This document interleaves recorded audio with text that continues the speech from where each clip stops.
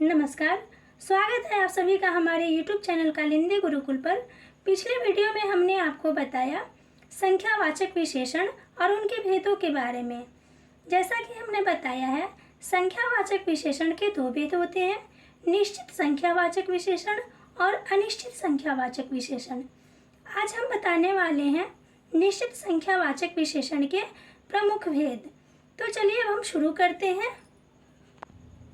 प्रयोग के अनुसार निश्चित संख्यावाचक विशेषण के निम्नलिखित प्रकार हैं। पहला है गणनावाचक विशेषण। जब हम संख्या को गणना करने के लिए जिस तरीके से प्रयुक्त करते हैं तो वो क्या होता है, गणनावाचक विशेषण। जैसे 1, 2, 3 ये सब क्या है, गणनावाचक विशेषण के अंतर्गत आएंगे। दूसरा है क्रमवाचक विशेषण। जैसे पहला, दूसरा, तीसरा, जब हम संख्या को क्रमबद्ध तरीके से बोलते हैं। तीसरा है आवृत्तिवाचक विशेषण। जैसे दूना, तिगुना, चौगुना, इस तरह के संख्याएं।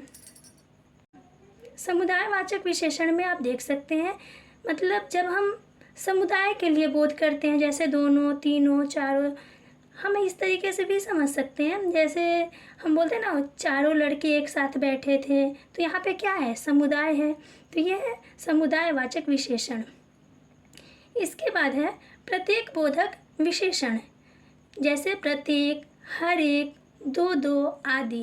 जैसे हम बोलते हैं ना कि ऐसा प्रत्येक घर में होते हैं, तो ये वाक्य क्या होगा, प्रत्येक बोधक विशेषण के एक वाक्य होंगे। आगे हम जानेंगे गणनावाचक विशेषण के भेद। गणनावाचक विशेषण के दो भेद होते हैं, पूर्णांक बोधक और अपूर्णांक बोधक। अब हम जानेंगे पूर्णांक बोधक विशेषण। जिन विशेषण शब्दों से संज्ञा या सर्वनाम की पूर्ण संख्या का बोध होता है उसे पूर्णांक बोधक निश्चितवाचक विशेषण कहा जाता है। जैसे 1, 2, 3, 5 ये सब क्या है, पूर्णांक बोधक विशेषण है। अब जानेंगे अपूर्णांक बोधक विशेषण।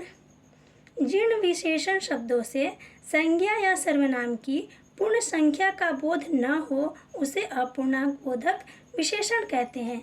जैसे पौन, आधा, चौथाई, पाव आदि।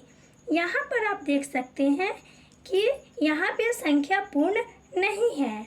इसे आप ऐसे भी समझ सकते हैं कि अपूर्णांक बोधक विशेषण जो होता है वो पूर्णांक बोधक विशेषण के कुछ भाग होते हैं। जैसे अपूर्णांक विशेषण से पूर्ण संख्या के किसी भाग का बोध होता है। मतलब जो संख्या पूर्ण हो वे होते हैं पूर्णांक बोधक विशेषण, और जो संख्या पूर्ण न हो यानी कि पूर्ण संख्या के कुछ भाग हो वे क्या होते हैं, अपूर्णांक विशेषण हैं। मिलते हैं अगले वीडियो में। धन्यवाद।